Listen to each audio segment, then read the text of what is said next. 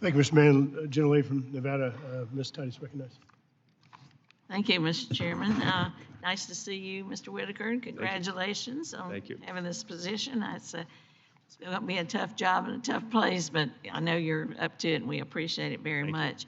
You know, aviation is so important to my district, Las Vegas. We've got a very crowded airspace with the military, with the drones, with the commercial flights, with the general aviation. So this is really critical, and I want to thank y'all for your recent investments from the bipartisan infrastructure law. You brought $49 million for the infrastructure grant funding for all the airports in my district, and that's really helpful and really appreciated for improving runway safety and taxi upgrades. But I'd like to go back to the issue of the air traffic controllers. We know that air travel is increasing, and yet the number of air traffic controllers is not. I think you hired 30 last year, including trainees. And they're often forced to work overtime 6 days a week, and that leads to stress and burnout. And would you just say again for the record how you're trying to address that issue?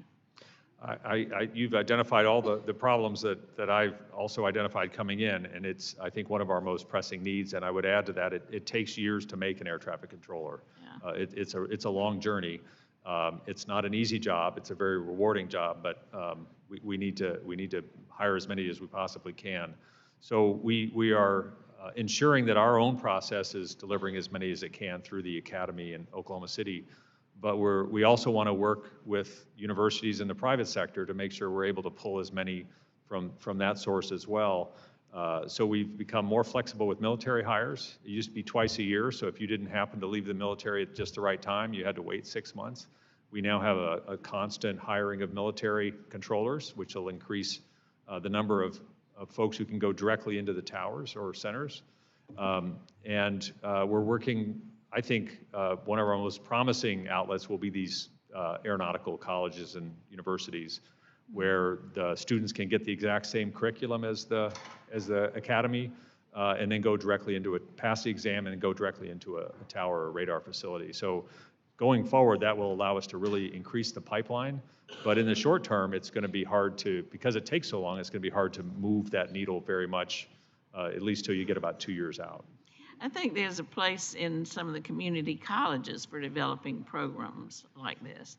I think that could certainly be eligible if they're able to teach that curriculum and have the training tools. It often requires being around a lot of retired controllers. They have a relatively early retirement age. A lot of them become instructors afterwards. So, but I think I'd like to really see that program expand as we go forward. Thank you. Yeah, me too. If we can be helpful, let us know.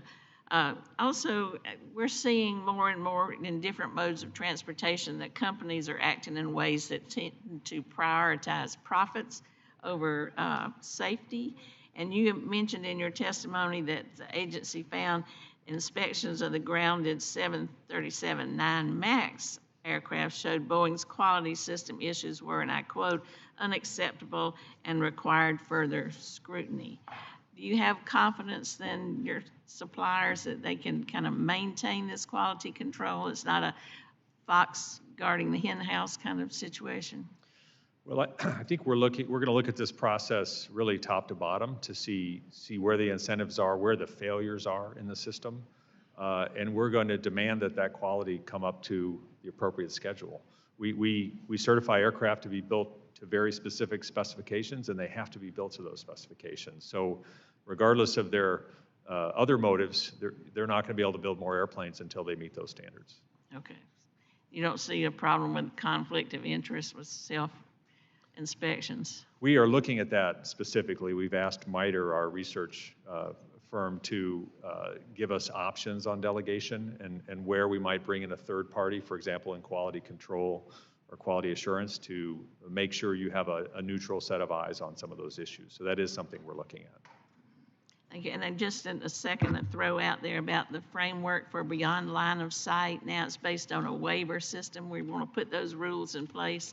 Are you moving forward with that? We're gonna move as quickly as we can on that one. Okay. Yes. A lot of people want you to move a little more quickly. I've been getting that message. Thank you. Okay. Thank you very much. I yield back.